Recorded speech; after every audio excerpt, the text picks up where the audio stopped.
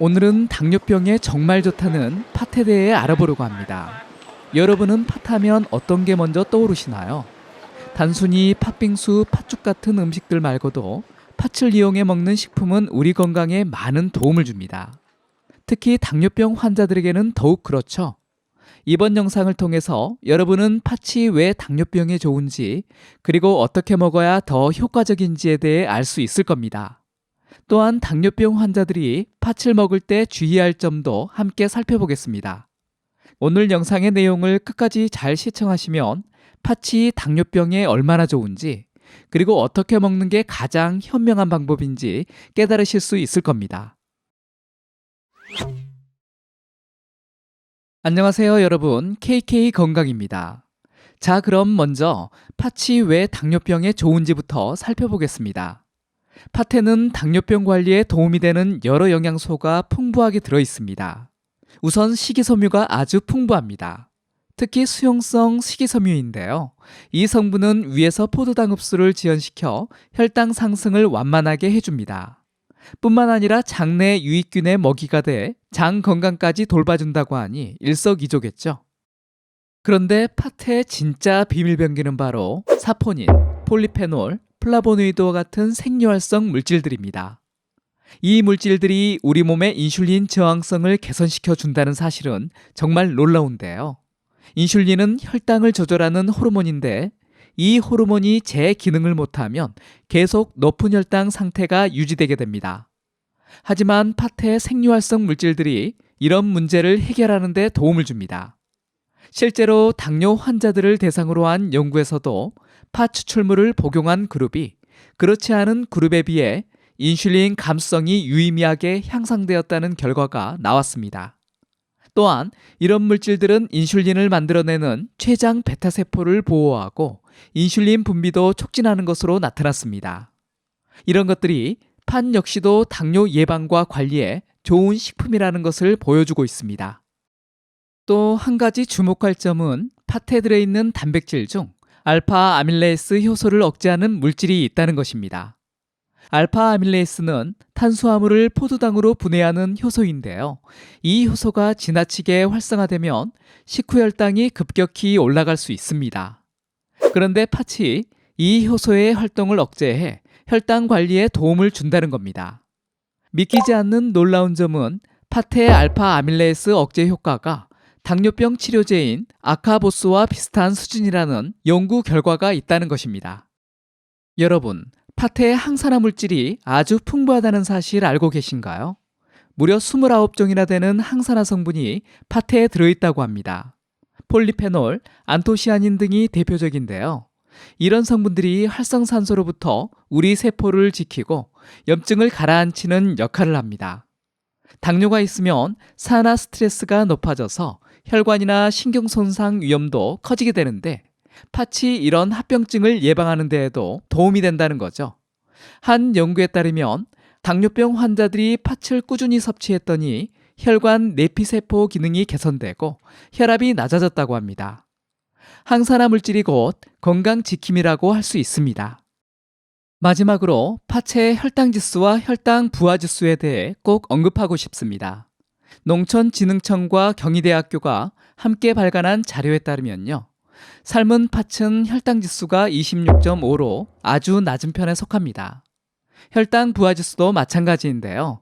한 번 먹을 양인 밥숟가락 2스푼 정도, 즉 10g 정도 먹었을 때는 GL이 1.8에 불과하다고 합니다. 거의 혈당에 부담이 없는 식품이라고 볼 수 있는 거죠. 팥죽의 경우는 조리할 때 넣는 재료에 따라 다를 수 있지만 일반적으로 혈당 지수가 38.5로 낮은 편입니다. 하지만 한 그릇의 양인 250g 기준으로는 GL이 16.7로 중간 정도 되기 때문에 양을 꼭 조절해 드시는 게 좋습니다. 자, 그럼 팥을 어떻게 먹는 게 가장 좋을까요? 먼저 팥을 조리하기 전에 꼭 명심해야 할 팁이 있습니다.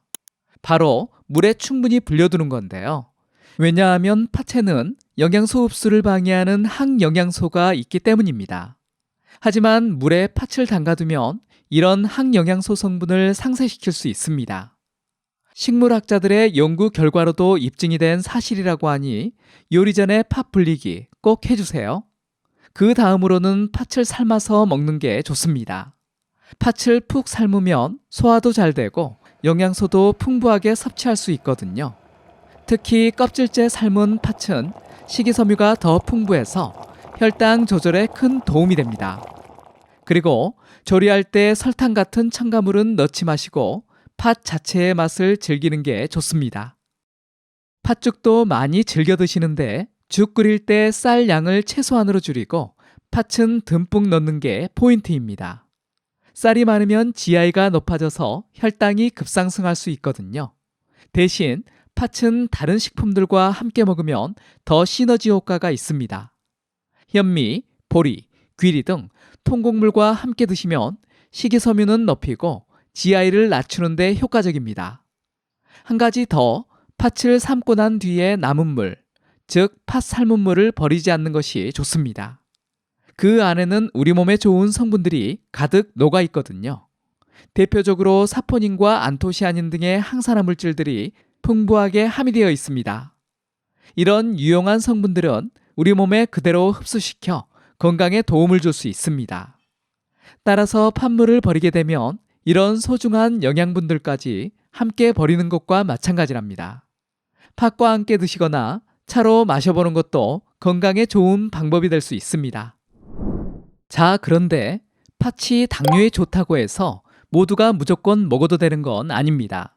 몸 상태에 따라서는 팥을 조심해야 할 분들도 있거든요. 예를 들어 소화기가 약하신 분들, 특히 배나 위가 차가운 냉한 체질이신 분들은 주의가 필요합니다.